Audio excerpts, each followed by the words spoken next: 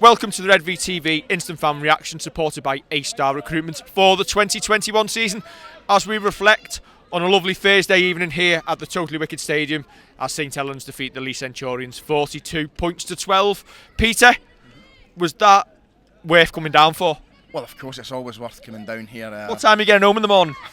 About 6:30 in the morning. Idiot. Kev, was that about as run-of-the-mill as it can be, really, considering the lineup we put out? I think scoreline wise. Finish with you, Peter. I think scoreline wise, yeah. I think first half we were kind of underperforming, and I think it almost showed the first 5 or 10 minutes of the second half. We've been told to up the intensity levels, and that's exactly what we did. So run of the mill, not entirely sure I'd go with that, but the scoreline certainly suggests it. Despite the scoreline, I thought Leigh gave a decent account of themselves, and until about 60 minutes, we're pretty much they were never going to win it, but we're in the contest. 100%. I've got to commend them. I mean, it's easy when you're bottom of the league and you think, well, it's a free hit, as I've been saying all week. And I thought they played really well. The offloads were tremendous. They played some good rugby. I suppose they had to do that. Perhaps the only way that they would keep themselves in the contest. But you've still got to execute it. And as Kev says, for an hour, they were in it, but obviously it's peak Leigh early in the season where the last 20 minutes it just dies for them, and it was a kind of blowout scoreline in the end that perhaps their first hour didn't deserve. But I think what we played within ourselves and then got perhaps a rocket at half time, and and we finished very, very strongly, and a 30-point win, that's probably par for a game like this. Yeah, and obviously what you say there about playing within ourselves, you got the impression we upped it a gear to second or third when we needed to. We were always in control, and probably it was a case of getting through that performance and looking to Monday, but making sure we're professional enough to get the job done. Yeah, I think one of the things that you can do as a team is look ahead to Monday a little bit too eagerly. Instead of turning around and just concentrating on what's in front of you, you can start worrying about Warrington on Monday before that game's finished. So the fact that we came out in the second half, we're a lot more professional, I'd say. And it looked like there was a lot more want in the team in the second half. Listen to good signs, but let's not get ahead of ourselves, and let's not start playing a game that's 3 or 4 days down the road. The big worry of the evening, obviously Johnny Lomax going off injured, didn't look too good, in a world of pain, straight down the tunnel for treatment. Chances of him making Monday, you'd have to say, looking at him tonight, are on the slim side.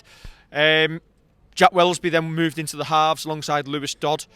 Is that going to be could potentially be a half-back pairing for at least the next couple of weeks? It's probably looking that way, unfortunately. We can all keep our fingers crossed that Johnny's injury wasn't as bad as it looked and the substitution was precautionary, but you get a kind of bad feeling about it. But listen, Jack came in there and slotted in very, very well, and I think the great thing about him and Coote, they can possibly even interchange between full back and six if it comes to it, depending on when we're attacking, when we're defending. So I think we'll be all right, because obviously Percy will come back on Monday, so we should be able to kind of fill the hole. But obviously losing Johnny would be a massive, massive blow. I think that's a good point, because we get Tommy Makinson back as well. Of course, yeah. So your back line pretty much goes to what it would be anyway. Jack Wellesby started out as a half-back, so I think it's natural. Did you wonder how often he played alongside Lewis Dodd in the academy? Yeah. Probably on a fair few occasions. Yeah, I'd like somebody to actually tell us how many times. Bill Bates, please. Yeah, please. But he looks a natural when he gets his hands on the ball. He looks like he's trying to make things happen, and I think that's the thing. A little bit me worries about him at fullback next year, not because he can do the job, but just because you're taking him out of play a little bit, and he's not getting his hands on the ball and dictating play. At one point I thought, how old is he? Because he doesn't look like a 20-year-old lad playing rugby. He looks like 22-year-old. He looks like he's 28, 29. He's telling people where to go. He almost becomes the dominant half. Yeah. He is captain material in that sense, because he's the one who kind of the look into. And it's great to see. I mean, Lewis Dodd isn't shy in coming forward as well. We've said that in the past. He scores his try and does a lazy little kick into the crowd, lapping up the adoration. And you love to see it. But having two young halfbacks, and a question for Peter in a minute as well. Yeah. You asked me, could Saints get to a grand final with Wellesby and Dodd at halfback, and could we win it? And my answer was, we could get to one, but it's a tough ask to then win it, and that's up to our forwards to lay a platform and help the two lads out. If I ask you that question, Peter, what would you say? Well, you've absolutely nailed the reasons why and what have to happen in order for us to win a grand final with Wales being Dodd in the halves. But we have a great pack. I wouldn't necessarily be worried about that. Yep. And I don't think the occasion would get to them. You mentioned Dodd's kind of swagger that he had tonight, which you want from a 7. Yep. And Wellesby's been there, done that. Yep. And Lachlan Coote and James Roby there to guide them in the middle as well. I don't think it would be a problem. Obviously, you'd rather have Johnny Lomax, and that's not to detract from the other guys. But if we had to, it's not a bad option. We wouldn't do it. Yeah, and remember, think back to 2014. Who were our half-backs come the second half of that final? And it'd be crazy if. Listen, we're hoping Johnny is all right, but imagine imagine if we could start the season with Johnny and Theo at half-back and finish with Jack and Lewis and still go on to the grand final. It shows the depth that this club has. But I think Jack Wellesby showed his brilliance. When he attacks that line, he's got 2 men round him, he still gets his hands free and offloads to Lachlan Coote to score. And that's probably the moment of the night, the best try of the night. Yeah, possibly so. That's it. I'm glad to see.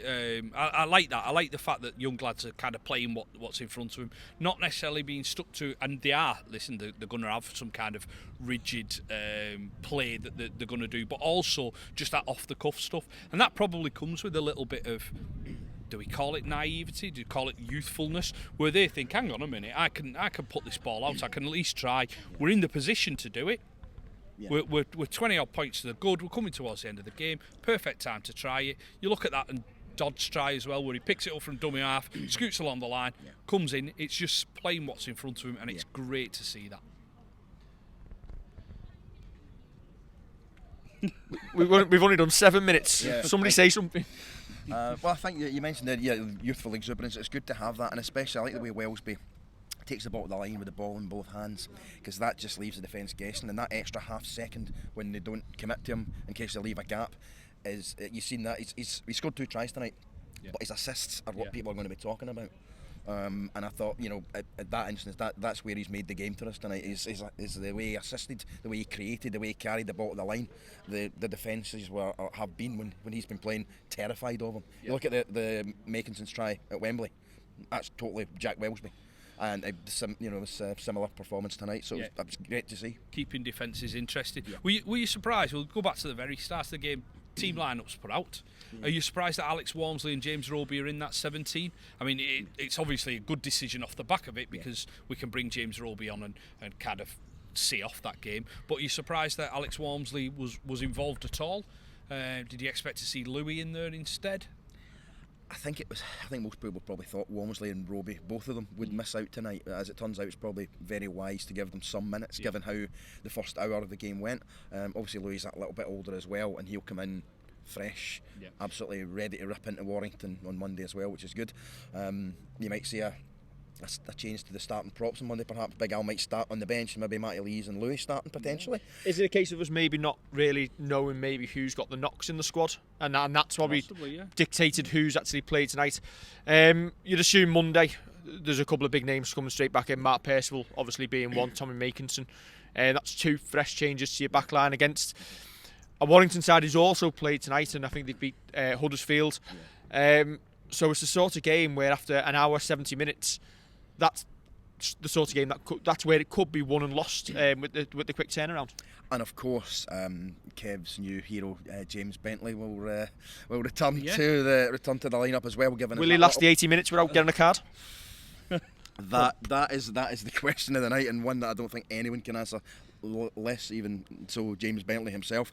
But he's going to provide that bit of dog that we need to respond to Warrington's kind of grubby tactics that they usually provide. Well, with James Bentley as well, he does provide you with that possibility of going into 9 as well.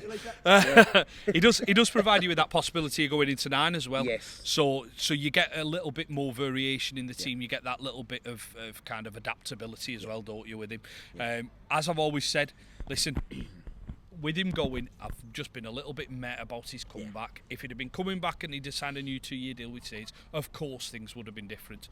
But as long as he's pulling that shirt on, I'm going to support him. I'm going to support him. He just needs to learn. The little love tap that he's been banned for is just James Bentley's nature. If you're going to get a 1-game ban, you do something properly. Well, fair enough. Yeah, they seem to make a heck of a lot of which was a tap in the head. You know what I mean? As I said, I think I said on the preview show, I think he made him smell his feet.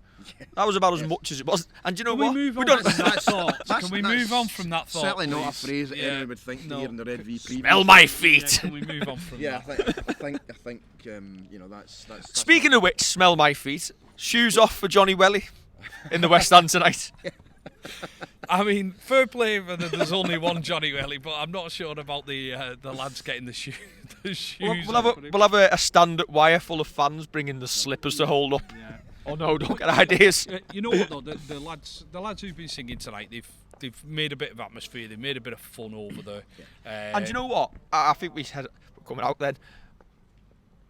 How many times have you heard atmosphere against Leigh at home, on a Thursday night? Yeah. And do you know what? Again, created a little bit of entertainment, made it worthwhile coming and sitting on the couch listening to teletext. Well, you know what I mean. If you're coming to a match, you might as well do your absolute damnedest to make sure you enjoy it and entertain yourself. Entertain yourself. Get an atmosphere going. People say, "Oh, it's up to the team to play," and it depends who the opponent is. It's maybe not a very exciting match, but it's up to the crowd. It's up to individuals to say, "I'm going to go in and shout my head off tonight for the team." And there's no excuses. We can make an atmosphere anytime we want, and the lads were doing a great job tonight. And Kev, I think you were saying towards the end that obviously the right side of the West Stand might have the voices, but the left side of the stand has got the IQ. Oh, he's hung you out to dry. He has hung me out to dry. I mean, I didn't say that at all, but I am going to agree with him. I was stood roughly in the middle, so you're neither. Yeah. To be fair, knowing that you're going 2 hours back to Manchester and a bus back to Hamilton in Scotland, I think you need to be on the right side. Yeah, well, I think the right side of the bus can try and get a bit of kip, you know what I mean? But listen, I always enjoy coming down here, regardless of the game. It's always good to get back down here, especially after so long not being able to. So what's your next game? One of the academy games? I will be on duty at Magic a week on Saturday. Yeah, it's not that far for him to travel. That's all right. Yeah, not too bad. Yeah, I'll be doing. There'll be 2 or 3 Scots there as well. So I'm looking forward to that, because that's the potentially one of the games of the season. You're the best of them. Oh, your flattery will get you everywhere. You're not here for Leeds, though, are you? No, I can't do that. No, as I said after Catalan. Part-time supporter here. It's too close to the wedding anniversary, you know what I mean? I can't be doing that, Kev. We were actually discussing during the game, does your missus know you're here?